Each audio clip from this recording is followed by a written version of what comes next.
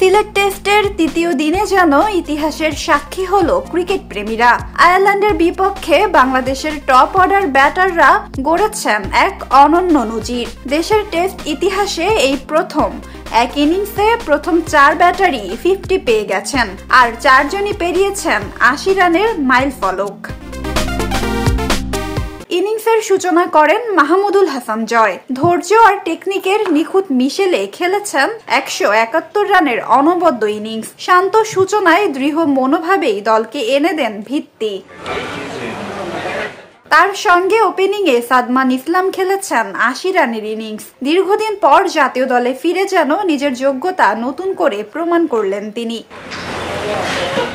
তৃতীয় উইকেটে অভিজ্ঞ মমিনুল হক খেলেছেন 82 রানের ইনিংস। সাইলেন্ট পারফর্মার হিসেবে আবারও দেখালেন নিজের ধারাবাহিকতা। আর নেতৃত্বে ছিলেন নাজমুল হোসেন শান্ত। দলীয় ইনিংসে এনে দিলেন শৈল্পিক এক সেঞ্চুরির 100 রান। তার ব্যাটে ভর করেই সিলেটের গ্যালারিতে শোনা গেছে ক্যাপ্টেন শান্ত ধোনি। এমন পারফরমেন্স বাংলাদেশের টেস্ট ইতিহাসে বিরল। এক ইনিংসে প্রথম 4 ব্যাটারের 50 পাওয়া এ যেন দেশের জন্য প্রথম অভিজ্ঞতা। তবে টেস্ট ইতিহাসে এটি একেবারেই নতুন নয়। এ পর্যন্ত 83 বার ঘটেছে এমন কীর্তি। বাংলাদেশের এই ম্যাচে আরও একটি বিশেষ কীর্তি গড়েছে দল। টেস্ট ইতিহাসে মাত্র 11 বারের মতো প্রথম 4 ব্যাটারই করেছেন 80 বা তার বেশি রান। এই রেকর্ডের ভুক্তভোগী একসময় ছিল বাংলাদেশি। 2007 সালে মিরপুরে ভারতের বিপক্ষে। সেবার ভারতের প্রথম 4 ব্যাটারই সেঞ্চুরি পেয়েছিলেন।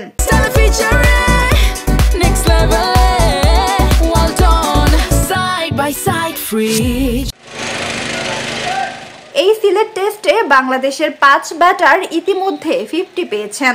এটি টেস্ট ইতিহাসে বাংলাদেশের জন্য পঞ্চমবারের ঘটনা। আরেক ব্যাটার 50 পেলেই তৈরি হবে নতুন রেকর্ড, যা বাংলাদেশের ক্রিকেট ইতিহাসে নতুন অধ্যায় যোগ করবে।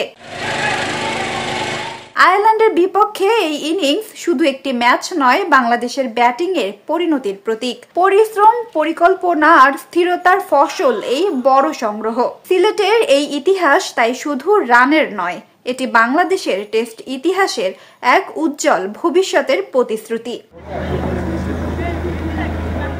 নাজিফা তাসনিম, ক্রিকেট 97।